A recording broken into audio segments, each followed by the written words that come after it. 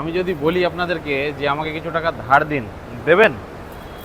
এবং সেটা যদি বলি লাখ টাকার উপর টাকা ধার দিন, দেবে না নিশ্চয়ই। কিন্তু আপনার সাথে আমি যদি কাজ করি দীর্ঘদিন, আমি আপনার একই জায়গার কলিগ, দীর্ঘদিনের পরিচিত, এবং কাজকর্ম করি, বিশ্বাস্ত সম্পর্ক, এরকম লোককে দিতে হয়তো ভাববেন না, তাই না? বন্ধুত্ব যখন গড়ে ওঠে একই জায়গায় কাজ করার সূত্রে, সেটা ভাষা আলাদা হতে পারে, ধর্ম তার আলাদা হতে পারে, আলাদা কালচারের সে মানুষ হতে পারে, এমন মানুষদের অনেক সময় আমরা বিশ্বাস করে ফেলি এবং কিছু না জেনে না বুঝে টাকা পয়সাও ধার দিয়ে ফেলি, কিন্তু তার কোনো প্রমাণ আমাদের কাছে থাকে না। ঠিক শুনছেন, এই মুহূর্তে আমি দাঁড়িয়ে রয়েছি মহারাষ্ট্রের বোম্বে এয়ারপোর্টে। মামলার জন্য এসেছি, বেশ কিছু মামলা বোম্বেতে রয়েছে এবং তার মধ্যে একটা ল্যান্ডমার্ক মামলা রয়েছে আপনাদের সঙ্গে আলোচনা করার মতো। হ্যাঁ, যে মামলাটা হচ্ছে মহারাষ্ট্রের এমন একটা জায়গা ঘটেছে। মহারাষ্ট্রে প্রচুর যুবক, আমাদের পশ্চিমবঙ্গ থেকে বাংলার যুবকরা এখানে কাজ করতে আসে এবং বিভিন্ন কাজে আসে। আপনারা জানেন সোনার লাইনের বিভিন্ন কাজ আছে, স্বর্ণকারের, হোটেল ইন্ডাস্ট্রিতে, খাবার প্রসেসিংয়ের বিভিন্ন ইন্ডাস্ট্রি রয়েছে। হোটেল লাইনে কাজ করছিল বাংলার কিছু যুবক, তাদের সাথে এখানকার লোকাল একটা ছেলেও কাজ করতো, তাদের সাথে সম্পর্ক গড়ে উঠেছিল, সুন্দর সুসম্পর্ক, একই সাথে রান্না বান্নার কাজ করতো। সেই সূত্রে সম্পর্ক গড়ে ওঠে এবং বন্ধু কয়েক লক্ষ টাকা তাকে ধার দিয়ে ফেলে এবং সেটাও নগদে। এই টাকাটা ধার দিয়ে ফেললো এবং বিভিন্নভাবে টাকাটা ফেরত দেয় না, সে চাওয়ার পর দেয় না, বন্ধুত্ব তিক্ততা বাড়তে থাকে।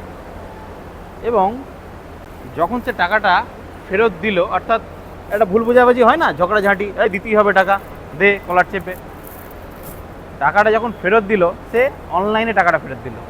কি বুঝলেন? আমি টাকাটা দেওয়ার সময় দিয়েছিলাম ক্যাশে, নগদে, এবং ফেরত যখন দিল আমার বন্ধু, সে টাকাটা ফেরত দিল অনলাইনে, ফোনপেতে বা গুগল পেতে। এবং তারও রাগ হলো, আমার থেকে টাকা চাইবি, এত বড় ক্ষমতা, তুই টাকা নিয়ে দিয়েছিস আমাকে, তার কী প্রমাণ আছে তার কাছে?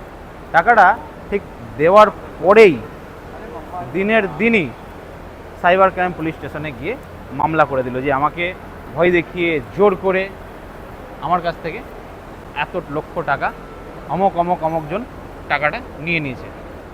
তো বুঝতে পারলেন বিষয়টা? এবার আমি যে টাকাটা ধার দিয়েছি, এটা কিন্তু প্রমাণ করাটা আমার পক্ষে টাফ হয়ে যায়, কারণ আমি ক্যাশে টাকা ধার দিয়েছি, কোনো লিখিত নেই, কোনো হোয়াটসঅ্যাপ চ্যাট নেই, বন্ধুত্বর খাতিরে যা যা হয় আর কি। তো সেক্ষেত্রে কোর্টের কাছে বা অফিসারের কাছে প্রমাণ করা খুবই টাফ হয়ে যায়। এবং বুঝতে পারছেন, এই বিষয়গুলো কিন্তু চলে আসে, অবিশ্বাস, ডাউট, সমস্যা। ব্যাঙ্ক অ্যাকাউন্ট, কয়েকটা ব্যাঙ্ক অ্যাকাউন্ট ফ্রিজ হয়ে রয়েছে। একজন টাকা নিয়ে তার স্ত্রীর অ্যাকাউন্টে দিয়েছে, সেই স্ত্রী গর্ভবতী, তার ব্যাঙ্ক অ্যাকাউন্ট ফ্রিজ হয়ে রয়েছে। একজন তার বন্ধুকে টাকা দিয়েছে, তার ব্যাঙ্ক অ্যাকাউন্ট ফ্রিজ হয়েছে।